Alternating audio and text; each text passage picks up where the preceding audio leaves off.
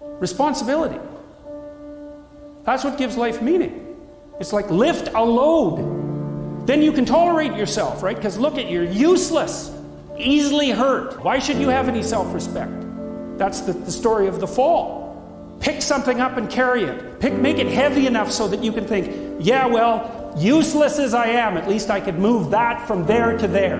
One of the things I tell young people all the time, I'm not a very typical psychologist in this regard, because psychologists like to pat people on the head and say, you're all right the way you are. You're okay the way you are, you know. And that's such rubbish. Not only are you not okay the way you are, you don't think that anybody else is okay the way they are either.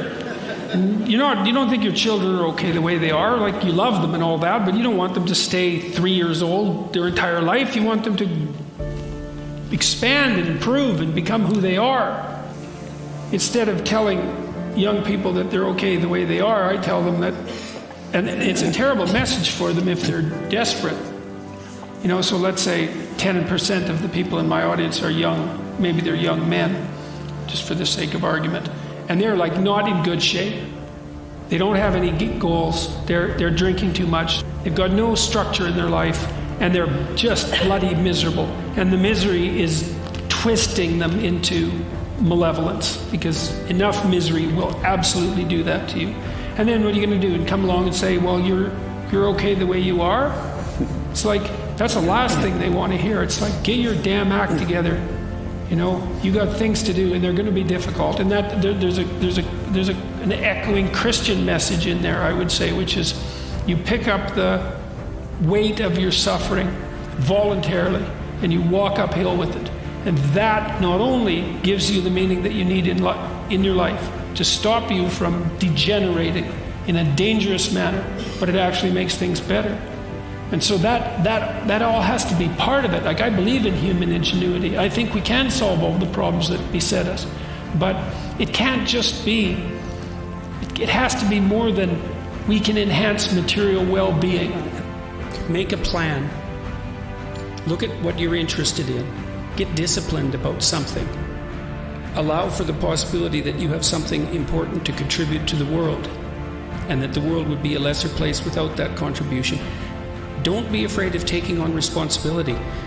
It's where you find what sustains you in your life. You can take on too much responsibility. You have to be cautious in that regard, but that's a less common problem than not taking on enough. It's like, okay, what are you aiming for? You can decide, man. But, you know, there's some criteria. It should be good for you. It should be good for you in a way that facilitates you moving forward. Maybe it should be good for you in a way that's also good for the family and the community. It should cover the domain of life. I mean, there's constraints on what you should regard as a value. But within those constraints, you have the choice. You have choice. Well, the thing is that people will carry a heavy load if they get to pick the goddamn load. So, and they think, well, I won't carry any load. It's like, okay, fine, but then you're like the sled dog that doesn't have a sled to pull. You're gonna tear pieces out of your own legs because you're bored. You know, people are pack animals. They need to pull against a weight. And that's not true for everyone. It's not true particularly, say, for low conscientious people. I mean, maybe they're open and creative or extroverted and some other things, but for the typical person, they'll eat themselves up unless they have a load. This is why there's such an opiate epidemic among dispossessed white middle-aged guys who are unemployed in the US. It's like they lose their job, they're done, right? They despise themselves. Yeah, that's what it looks like to me. You have to, and it's so interesting to watch the young men when you talk to them about responsibility. They're so goddamn thrilled about it. It just blows me away. It's like, really? That's the counterculture. Grow the hell up and do something useful. Really? I could do that? Oh, I'm so excited by that idea. No one ever mentioned that before. It's like rights. Jesus, it's appalling.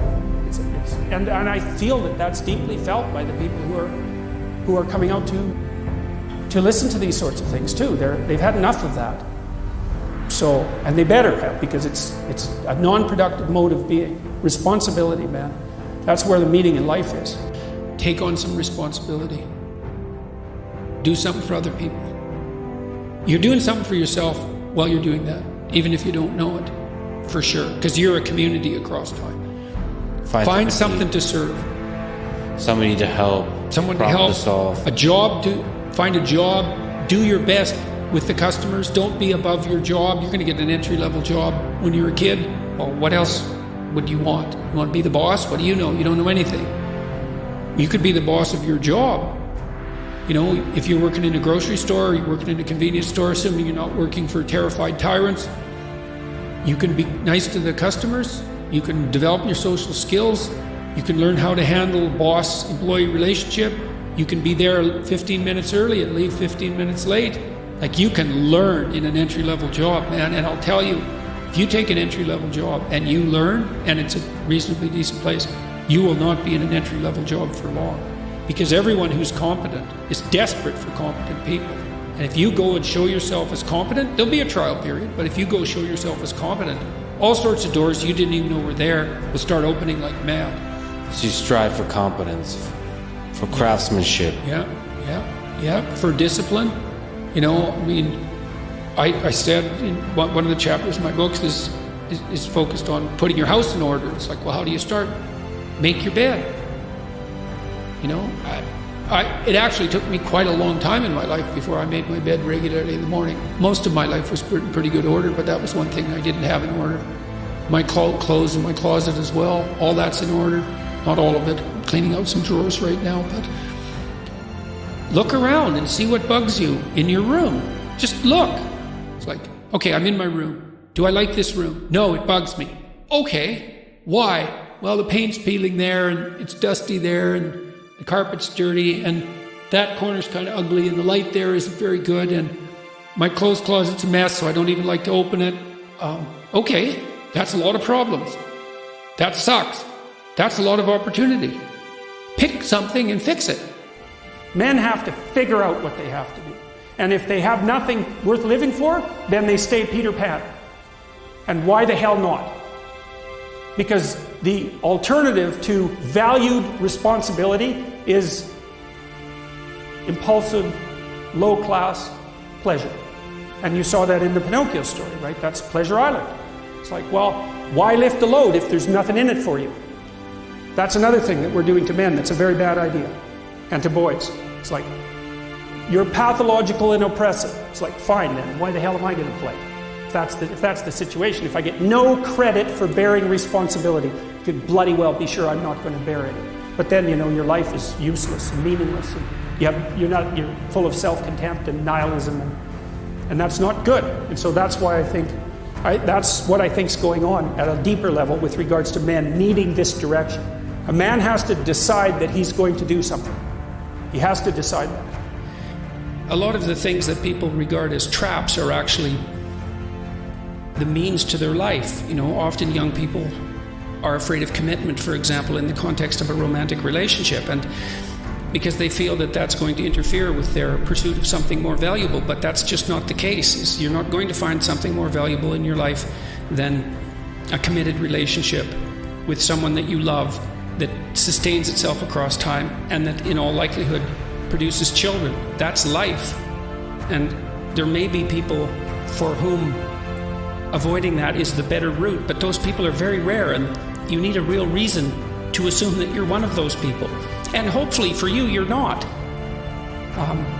You know, I've had a very good career, a very meaningful career in multiple dimensions, and it's still been the case for me that the most important part of my life has been my intimate relationship with my wife and my family.